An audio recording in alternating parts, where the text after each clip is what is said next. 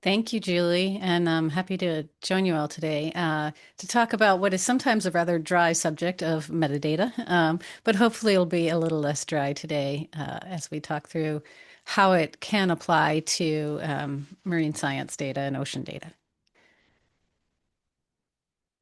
So there's a few overarching themes I want to highlight here at the very beginning. And the first one is that data documentation helps future you, future us. This is sort of a running theme throughout OpenScape's program, but it also applies here when we're thinking about metadata, especially as we think about reusing data and what information we need to be able to understand that data in the future. That also applies to other people who want to reuse the data. So well-documented data enables reuse of data by others. And then the final one is keeping raw data raw. This is not only a good data management practice, but also applies to how you document what happens with your data. And we'll dive into this a little bit more as we talk about things today. But I wanted to highlight that this all can seem very overwhelming. I think Julie mentioned earlier the idea that that all this material can be overwhelming. But if you think about just perhaps taking one or two of these little nuggets of information that I'll share today, and incorporating those into a workflow or a practice about writing metadata and documenting data, rather than feeling like you have to go back and retrofit all of the data sets that you have, let's say by the end of this week. Um, it's really thinking about making incremental progress and incorporating this as you move forward with your work with data. So starting with a few terms to make sure we're all aligned here. Metadata is data about data, and that's a really broad definition. I'm sure many of you may have heard the term metadata before, but we're going to be talking about it in the context of information that describes other information. A data package is where data and metadata are combined together. They travel together throughout a workflow or a data ecosystem. Standardization of data and metadata means using well-defined structures for describing and recording and formatting data and metadata so that you can have a common meaning. Everyone can know what fish length means, for example. Provenance is the description of the origin and the transformations that a data set has gone through. And then finally, persistent identifiers come up a lot as an important part of metadata. You may be familiar with a DOI if you've published a paper in a journal and gotten one of those before. But ORCIDs identify people. Those are persistent identifiers for people. And RORs, RORs, those are identifiers for research organizations. So pulling a couple papers from the literature to start our discussion off today. This is a paper by Broman and Wu in 2018 that talks about data and metadata organization, and they really have this quote that I pulled out here, which I'll sort of pull into the context of talking about metadata. But they talk about spreadsheets and how important they are, and how many problems they have, but how they still play a significant role in the scientific workflow. So if we take the metadata sort of analog to that, which is something that I made up here, which is that text files and docs can play a significant role in documenting your data, especially during the initial phases of research when you maybe haven't defined exactly how you're going to publish the data yet, but you still know it's important to start recording information about your data and how you're collecting it. So it's totally fine to start jotting down your metadata in a Google Doc, a Word doc, or a text file to begin with. And pulling out a few topics that Broman and Wu talk about for data organization and how they relate to our discussion about metadata here. Consistency and using standardized formats such as for dates and times are critical to standardization in metadata. And creating a data dictionary can be one of the first steps you might take in writing down metadata. Usually data dictionaries are defining, for example, what your column names mean, critical part of metadata. And we'll get to that a little bit in more detail in just a minute or two. Another uh, paper from the literature is this one by Wilson et al. And they talk about good enough practices in scientific computing, building on their previous work about best practices for scientific computing. But they really pull out a couple data management recommendations and how they relate to our discussion today. Is that both documenting intermediate metadata and the process by which you're manipulating or analyzing your data are important parts of metadata and provenance. So it's important to record those and document those as well. Wilson and other co-authors talk about data management as well in these 7 different important steps that they highlight. And they relate to our discussion today. Saving the raw data relates back to what I mentioned at the very beginning about keeping raw data and keeping the raw data raw.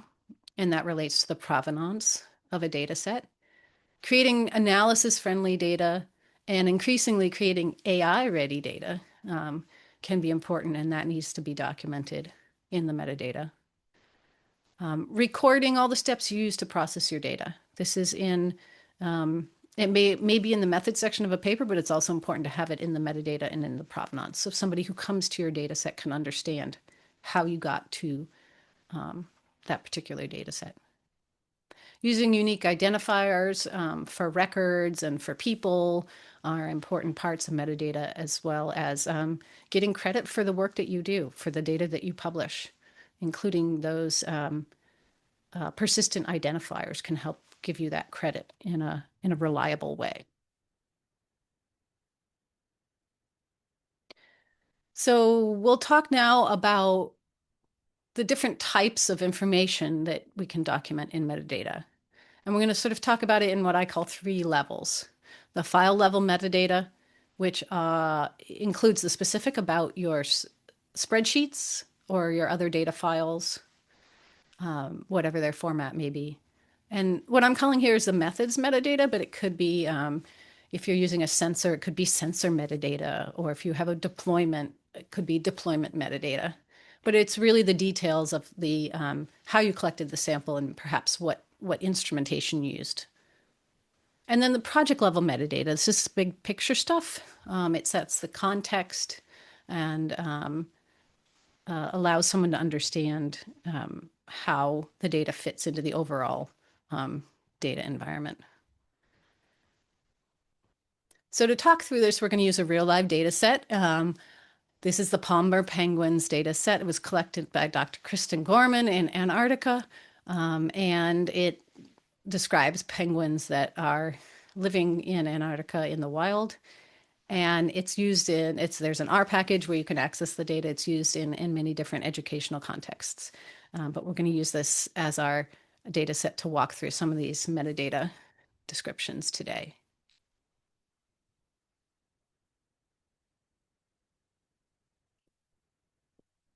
So we're going to start by talking about the file level metadata. This is the specifics about what's in your data files themselves.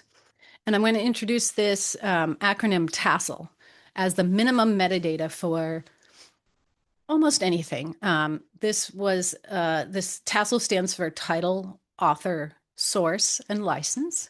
And this was developed by Creative Commons as a very generalized minimum metadata. So the minimum you need to know about a particular data set. But there's also other file level information that's really critical to know, especially in the context of data reuse. It's important to know what the column names mean, what their definitions are, especially units, what those value types may be, whether they're continuous, categorical data, what the file formats might be. Are they CSVs, netcdfs, any sort of other file format that might be standard in your particular domain or subject area. And then sometimes file size is actually really important too. Can you work with it on your local computer? Do you have to do everything in the cloud? So I pulled out a screenshot here from the Palmer Penguins dataset just to have a little illustration of what we're talking about with some of this file level metadata. Column A here They label it as species, but this is actually not the full species name. This is the common name or maybe a genus name for these penguins. Columns C, D, and E here. This includes, you could see they include millimeters as the units. That's really great. But they need somewhere to define what is flipper length. How did they measure flipper length? That can be really important because if I'm trying to combine Palmer penguins with a different penguin data set, I need to know that both data collectors measured flipper length in the same way. So definitions of variables really matter. This illustration is of bill length and bill depth. So if I'm out there collecting penguin data and I want to use it in conjunction with Palmer penguins, but I measured bill length and bill depth like these orange arrows, I'm not going to be able to combine those two data sets and have an accurate representation of bill length and bill depth across the two data sets. So it's important to be explicit in how you're defining variables. Don't assume others know what you did. Maybe someone else measured fish length differently than you measured fish length, for example. And use existing standards. Use standards that are common in your field, international standards. That can be really important, especially for data interoperability. So we'll move up now sort of to the methods level or of metadata. This is information about sample collection, sensors, other equipment. So in this case, I'm pretending that we put some satellite tags on some penguins and or some other telemetry, animal telemetry tag. And we have here the tag owner, the tag manufacturer, important information about the tag itself, as well as the deployment of that tag on that animal. We could, for example, if the penguins had bands on them or something like that, we could record the animal number from the band and things like that could also go into this level of metadata. But this starts to provide more context and details about how the information was collected. And finally, we head up to the sort of highest level of metadata we're talking about today. And I want to bring back TASL, so that's title, author, source, and license. And we talked about it both at the file level and we'll talk about it here because it is the most basic level of information that we need to know about any data set. So if you're publishing a single file, we need to know this information. But if you're publishing multiple files in a data package, and if you're talking about describing this whole project, it's also important to remember that we need to include this minimum amount of metadata. But in order to be really useful, we should actually include some other metadata, such as date, geographic location, perhaps the funder for the project, and some sort of summary or description or abstract.